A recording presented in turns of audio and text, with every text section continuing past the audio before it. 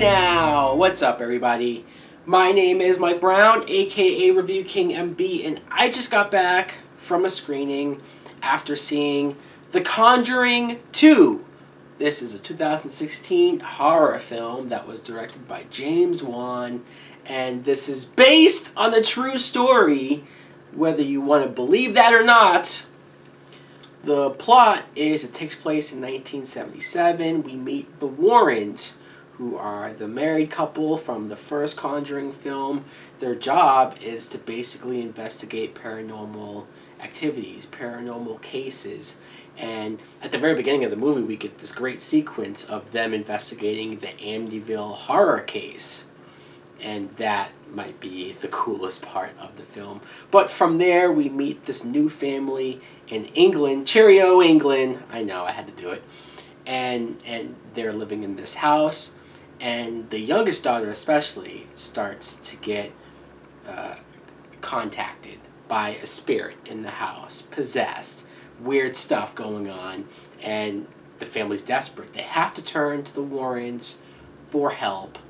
Now, what I thought of The Conjuring 2 is, you know what? I enjoyed this movie. I did. I enjoyed it a lot. And maybe that shouldn't be a surprise because I did very much enjoy the first Conjuring film. I thought that was a great horror movie for what it was.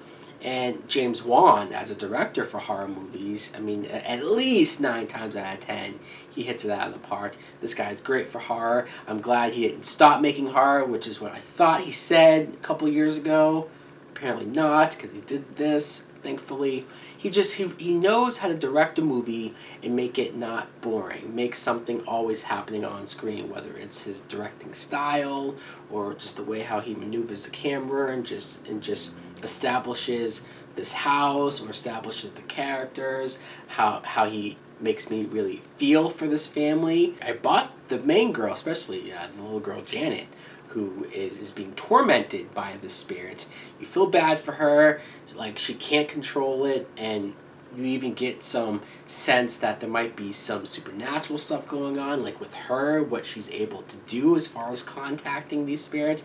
Fascinating stuff. But also the Warrens are just as fascinating. Because not only are we carrying characters from the first film to this one, but Vera Farmiga's character, Lorraine, she has this ability to contact the dead and like connect with them in a way where she can almost relive a murder, relive an event, but relive it as that person who committed the act. So she has to like mentally get herself in a dark place that takes a toll on her, that takes a lot out of her. And she's not really about doing this. She doesn't really like doing it. She does it because it's helping people, but it sucks. And when she has these premonitions of bad things happening, she really doesn't want to do this.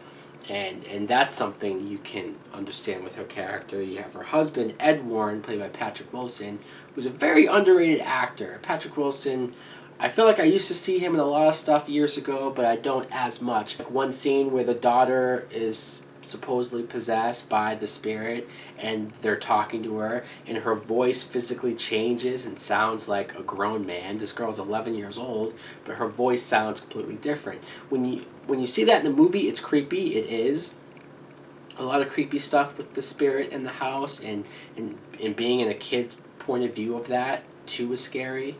But when you hear the real tape, look, I'm not saying I instantly believe it because of that, but it puts an even darker spin on it, even more creep factor into it.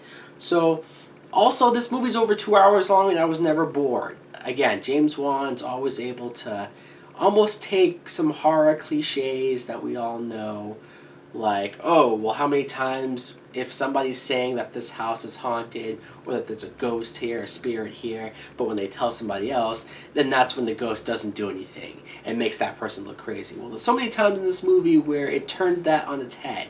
And no, the ghost isn't trying to be in the shadows. It will make noise even if other people are there. So my rating for The Conjuring 2, I'm going to give this a full price. Yes, a full price Not just because I enjoyed the movie, not just because I think it's a great horror movie, but because it's so rare that I get good horror movies nowadays, that when I do get a good one, it's so refreshing. It feels so good just to see the acting being taken seriously, the writing, the atmosphere, the tone, everything works. And that's why this movie gets a full price. Anyways, guys, let me know in the comments below if you're at all interested in checking out The Conjuring 2. Thanks for watching. Like, comment, subscribe. Later!